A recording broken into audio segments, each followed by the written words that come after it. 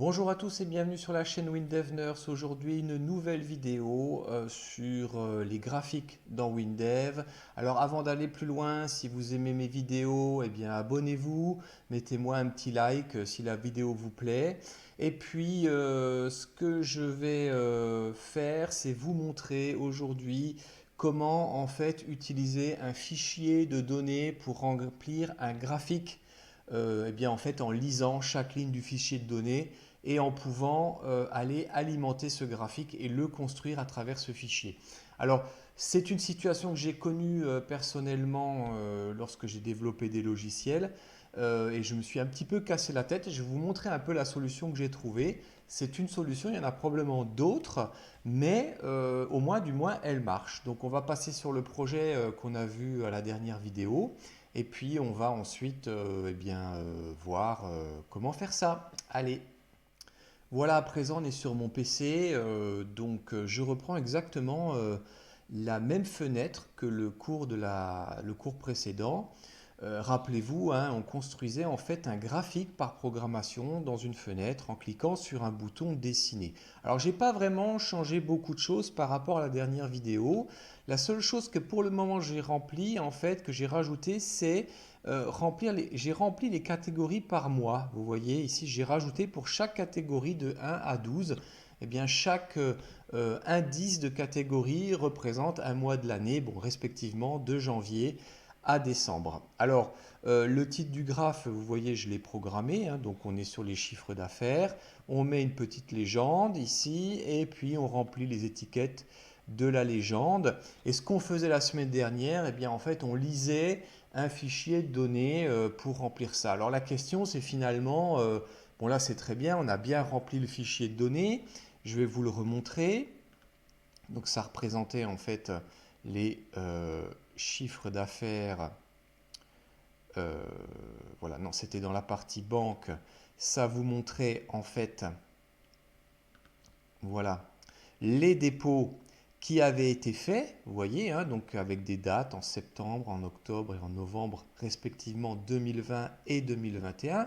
Bon, tout ça c'est bien parce qu'il y a un seul dépôt, donc c'est facile, mais imaginez, il y a plusieurs dépôts dans le mois et il va falloir, par exemple, eh bien, alimenter le graphe à partir d'une requête.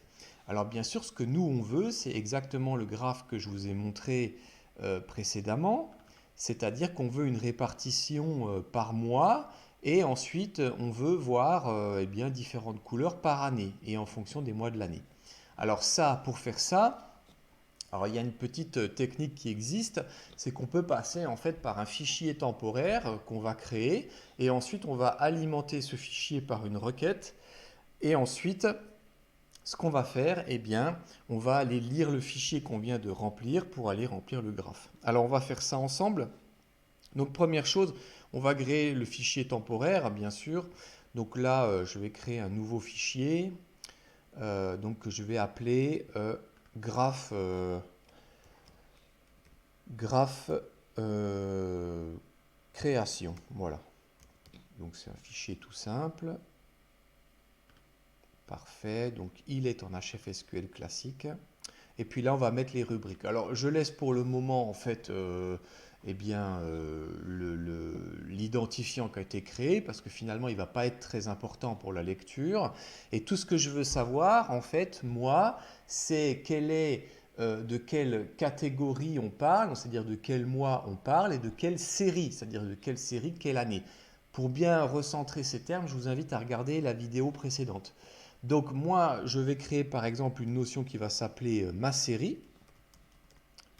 Et bien sûr, ma série, en fait, ça va être, rappelez-vous, numéroté de 1 par exemple pour 2020, 2 pour 2021, 3 pour 2022, etc. Donc je vais dire que c'est un entier. Vous allez comprendre ce que je vais faire en fait. Alors il y a différentes techniques. Je pense que vous en aurez sûrement d'autres.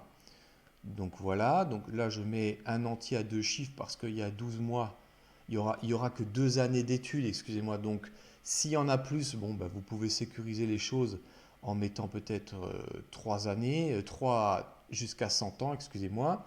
Et puis ensuite on va appeler ma catégorie. Alors bien sûr, sous-entendu, ma catégorie, C'est aussi un numérique, hein, puisque de 1 à 12 pour les mois de l'année.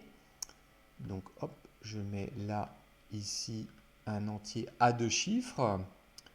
Et puis, je vais dire par exemple, mon résultat.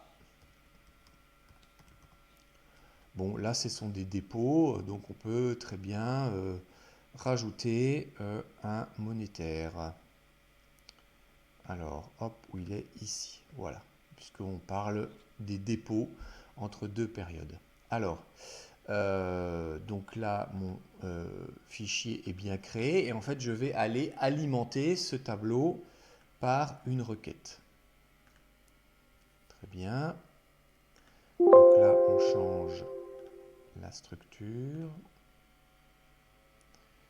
Voilà, il nous demande si on est d'accord, c'est fait. Bon, à présent, maintenant, on va créer la requête qui va lire les résultats. Alors, je crée la requête et je vais appeler ça la requête résultat graph, par exemple, hein, pour vraiment graph résultat. Mais on va l'appeler... Ah non, qu'est-ce que j'ai fait? J'ai fait une fenêtre, je me suis trompé. C'est pas ce que je voulais faire. Une requête, voilà. Très bien, je vais l'appeler graph résultat. Parfait. Donc on est dans le fichier banque, hein, donc on va prendre en fait tous les éléments. Donc ce qui nous intéresse, c'est surtout les dépôts, donc je vais enlever les retraits. L'ID banque finalement n'est pas très intéressant parce qu'il va me servir à rien. Par contre, ce que je vais faire en fait dans cette requête, c'est que je vais grouper les résultats. Alors là, c'est date d'action, voilà, que je mets en haut, et je vais les grouper par mois, puisque c'est ce que je veux avoir. Parfait. Donc là, on a la requête. Je fais un petit F9 pour la tester. Et vous voyez en fait que le résultat qui m'est donné, regardez comment est-ce qu'il est écrit. Par exemple, pour le mois de septembre 2020, c'est écrit 2020-09.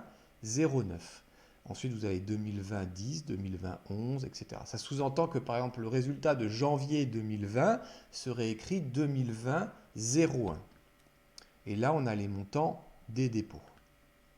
Alors, je vais juste reconfigurer ma requête parce que je veux d'abord voir en haut les mois.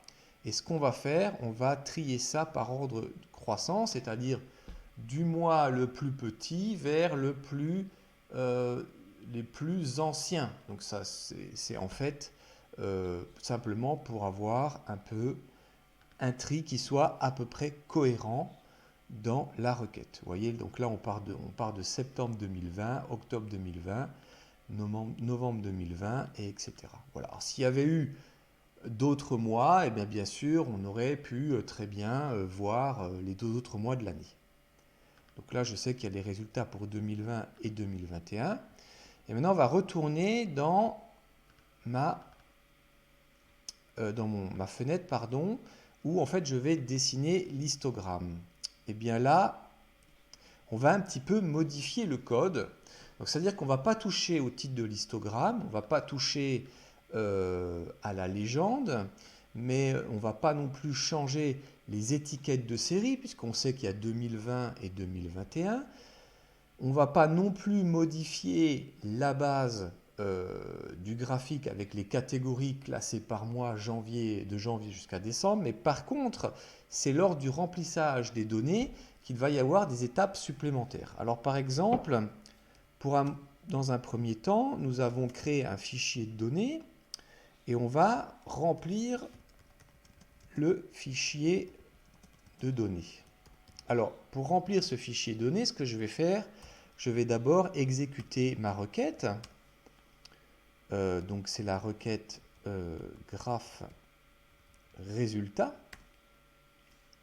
Et je vais la jouer de manière normale par défaut. Et dans cette requête, il n'y a pas de paramètres. S'il y avait eu des paramètres, vous auriez pu les passer.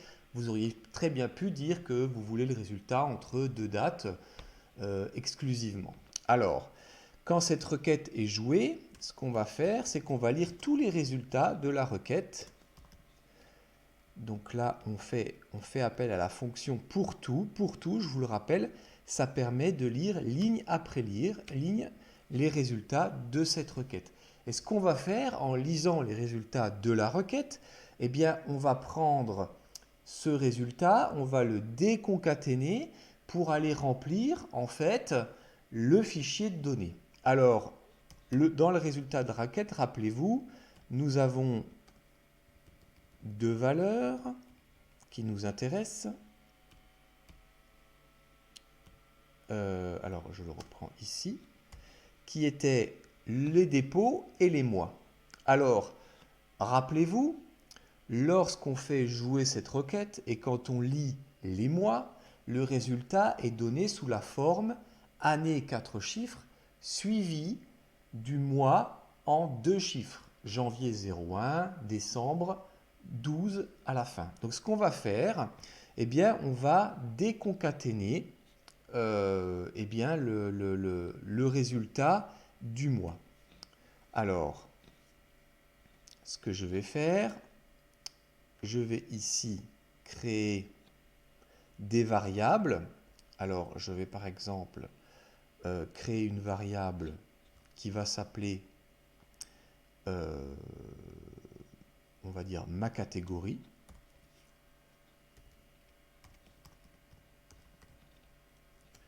Alors, ma catégorie est un entier.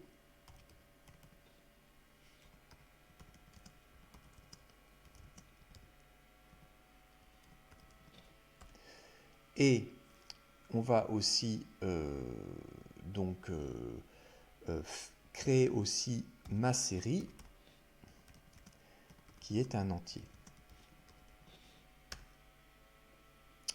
Alors ce qu'on va faire, quand on va lire tous les résultats, eh bien dans un premier temps, on va rajouter dans le tableau, respectivement, je vous le rappelle, pour que ça soit bien clair pour tout le monde, dans le graphe création, on va respectivement remplir la série, la catégorie et le résultat. Pour remplir série et catégorie, il va falloir déconcaténer les valeurs et lui dire à quoi ça correspond. Donc, ce que je vais faire, je vais aller dans mon code et je vais dire que si eh bien, le résultat de la requête, alors je vais même faire autre chose, je vais dire que ma catégorie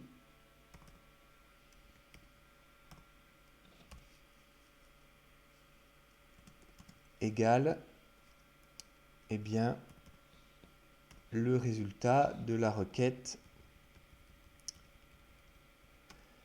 graphe résultat.mois. Et maintenant, je vais réallouer une valeur à ma catégorie.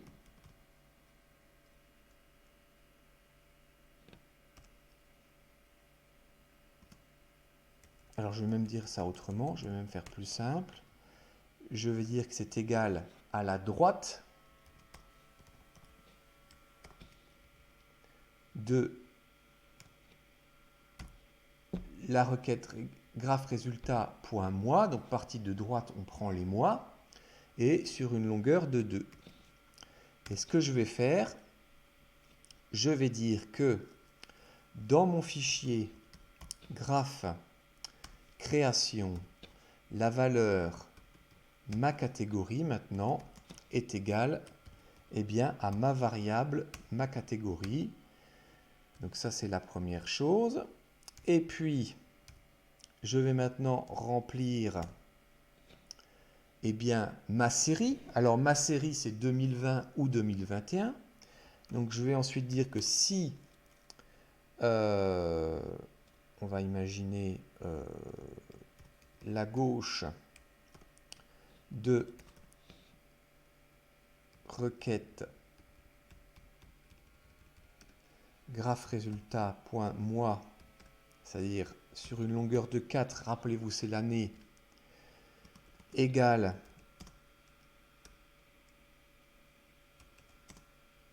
à 2020. alors, 2021, c'est 2020. Alors, eh bien, ma série égale 1. Et sinon, ma série égale à 2. Sous-entendu que si ce n'est pas 2020, c'est 2021. Donc la série 1 dans mon graphe, c'est 2020. La série 2, c'est 2021. Et donc, ce que je vais faire après ça, je vais faire donc un petit écart. Et là, je vais dire que graphe création point, donc ça c'est le fichier, hein, ma série égale à la valeur ma série. Et donc, on doit remplir trois choses. Ma catégorie dans ce fichier, on doit ensuite remplir ma série dans le fichier de graphique que j'ai créé, mais on doit aussi remplir le résultat en monétaire. Donc là, je vais dire que graphe création point mon résultat, eh bien, c'est égal à la requête graphe résultat point dépôt, puisque c'est ça qu'on veut voir, ce sont les dépôts. Et qu'est-ce qu'on fait à la fin de tout ça? Eh bien, je fais un h ajoute dans mon fichier graphe création. Donc voilà ce qui va se passer à chaque résultat. Normalement, il va lire ça 6 fois. Donc ce que je vais faire, je vais d'abord tester si ça fonctionne. Je vais un petit peu mettre en stand-by le dessin et je vais voir si mon fichier de données est bien rempli. C'est parti. Voilà. Je clique sur dessiner. Bon, je n'ai pas de message d'alerte, donc a priori les choses se sont plutôt bien passées, je dirais. Je vais aller ici dans l'éditeur de WBMap. Et voilà. Alors, qu'est-ce que c'est ça? Non, ça c'est les dépenses d'Aniel. C'est pas ce que je voulais voir. C'est dans le graphe création. Je me suis trompé. Et là, en fait, qu'est-ce qu'on voit? Regardez ce qui se passe, en fait. Eh bien, la requête a été lancée. Et nous avons ensuite lu tous les résultats de la requête. Pour chaque enregistrement, chaque résultat de cette requête, nous avons divisé les séries d'un côté et les catégories en mois de l'autre. Alors regardez ce qu'il y a. Vous voyez que ma série 111, c'est l'année 2020. La catégorie septembre, octobre et novembre, c'est ce qu'on va alimenter dans le tableau. Et puis ensuite, le 2, c'est pour 2021.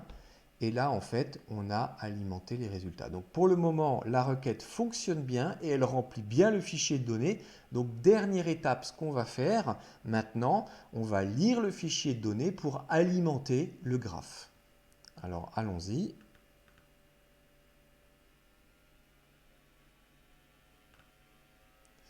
Alors, il y a une petite chose qui est juste qu'il faut faire avant dans le code et avant d'effectuer, c'est de vider le graphe. Comment est-ce qu'on va faire ça? Enfin, vider, pardon, excusez-moi, vider le fichier graphe. Eh bien, on fait un h supprime tout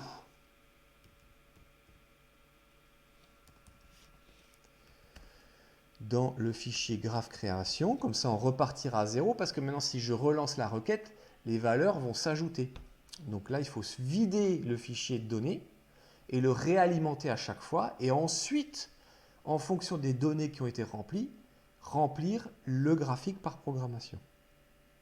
Alors bon, maintenant, c'est plutôt facile parce que vous avez sûrement compris ce que je vais faire. Eh bien, je vais utiliser la fonction gr ajout de données dans le graphe. Alors, on va pas faire ça comme ça. On va réutiliser la fonction pour tout. Et là, on va appeler le fichier graphe création.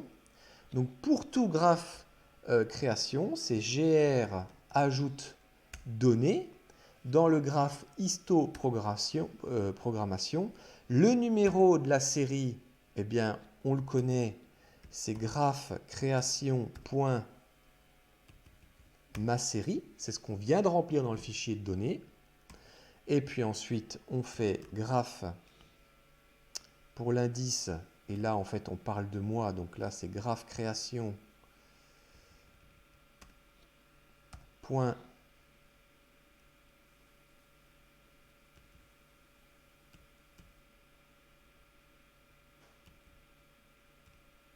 ma catégorie. Et la valeur qu'on va remplir, eh bien, c'est graphe création. Point mon résultat.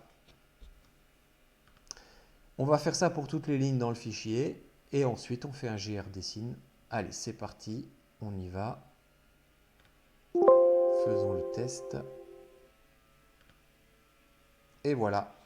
Vous voyez que le graphe se remplit pour les mois de septembre, octobre, novembre. Ce qui est normal parce que finalement, nous n'avions que des valeurs pour septembre, octobre et novembre, novembre, pardon, de l'année 2020 et 2021. Voilà, c'était pas très simple aujourd'hui parce que je peux vous garantir que quand j'en suis arrivé à faire du code comme ça, je me suis vraiment gratté la tête. Donc c'est pas très grave si vous ne comprenez pas le fonctionnement du système, mais juste pour vous faire bien comprendre les choses, l'idée globale c'est quoi? C'est de passer par un fichier intermédiaire qu'on va remplir et à ce fichier, pour chaque, si vous voulez, résultat de requête qu'on va obtenir, eh bien on va déconcaténer ces résultats pour définir quoi? Eh bien une série et définir aussi une catégorie et un résultat. Respectivement, sur l'écran que vous voyez, la série, c'est l'année, la catégorie, c'est le mois, ici, de 1 à 12. Bon, là, il n'y a pas décembre parce que je pense qu'on ne voit pas tout. Et ensuite, le résultat, eh bien, c'est la valeur ici qu'on voit 1000, 2000, 100, 200, etc., etc. Voilà. Bon, j'espère que cette vidéo vous aura aidé, va peut-être vous amener une autre vision de la façon d'utiliser les fichiers de données. Moi, c'est la méthode que j'ai trouvée. Je vous mets aussi en lien pour info, j'ai ouvert 2 cagnottes Litchi parce que pour 2 raisons. La première, il y a des gens qui me demandent de faire des vidéos concernant les scanners pour lire les codes barres. Ben, il faut que j'en achète un. Alors si vous voulez participer à la cagnotte, elle est là. Tout est expliqué, ce que je voudrais acheter, etc. Si vous voulez y participer, merci. Et puis deuxième point, on va un jour aussi parler du HFSQL en client-serveur. Et je voudrais louer un vrai serveur pour vous montrer réellement comment on s'y connecte et pas avec le serveur que vous allez installer sur votre PC. Parce que le problème, c'est que ça ne fonctionne pas exactement de la même manière. Voilà, j'espère que ça vous aura aidé pour aujourd'hui, j'espère que ça aura été clair. N'hésitez pas s'il y a des questions à essayer de me reposer des questions sur des choses qui ne sont pas claires pour vous. J'ai essayé de faire au plus simple pour quelque chose qui est quand même assez compliqué. Je vous souhaite une bonne fin de journée et puis à la prochaine. Allez, bye bye.